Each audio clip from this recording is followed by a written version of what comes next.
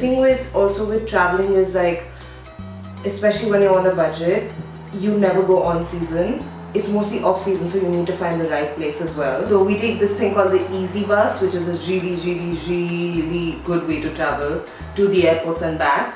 And it's usually, you can find tickets for £1 to the airport, £2 maximum.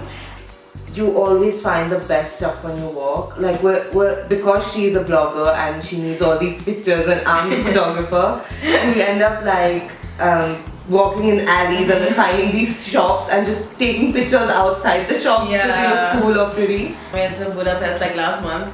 I was on Instagram looking at the Budapest food guide and I was like, okay, we have to go eat here, because it looks really cool. And then we ended up walking around everywhere basically, and we saw so much more than we would have seen if we would have been like on the bus or whatever, you know. And I think with skin or things like that, because I have really bad skin, especially because I have like hormonal issues, and I think lots of girls deal with that as well.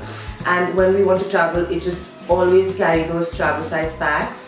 Like you get them at Primark for £1, and usually because we're always doing budgeting and traveling really cheap, we always end up in like hostels where you never know if you're gonna get something.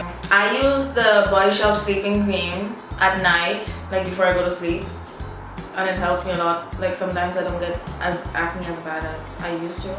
What you can do is, this is what I did in Budapest, but I do this all the time. I will go into Lush and ask them for samples instead of buying it, because it's so much cheaper and they don't mind because obviously they're not. I think with shopping like around the world, you really need to know locals or where the locals are going, because you can always enter a mall anywhere. Like I always tell this to people, like especially if they're coming to India, because I'm from Bombay. I'd say like always find a local because they know where to take you. Like when she came, I took her to like the street shopping, and you get things that you'd get for H&M or like, Top Shop for like £2, £1, and if you bargain right, you can even get it below £1. Then when we went to Japan, like we went to like these 100 yen stores where everything is for 100 yen. Like, and it's good stuff, like especially if you want to buy gifts for people, like small diaries, or like if you just want to buy souvenirs for yourself from the place. It's always helpful to go into like small stores and you go to the places that the locals take you to.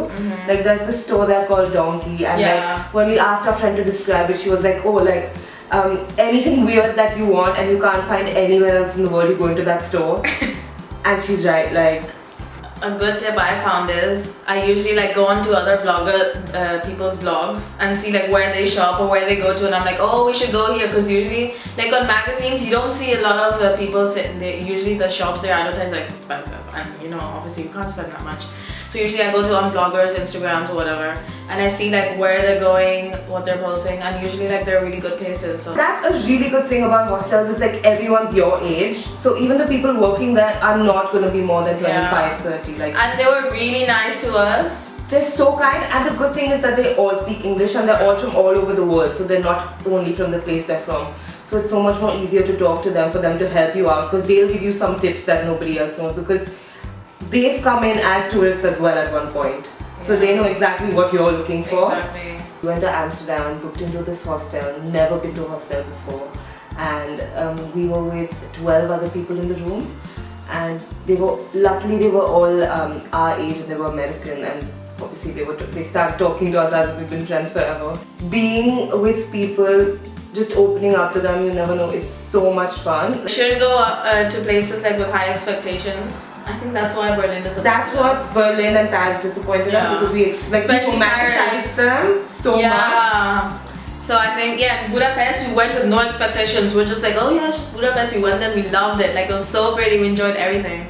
So I think you should just go without any expectations. And when you're doing budget traveling, like don't expect anything, because you will be so pleased. Yeah. Because people have like this wrong perception that, oh, budget traveling is just for students or like people who don't have money. But like even when we do get our paychecks now and we do have enough money to travel somewhere and stay in a hotel, we don't want to do it because we can spend that money on so many other things. Yeah, exactly.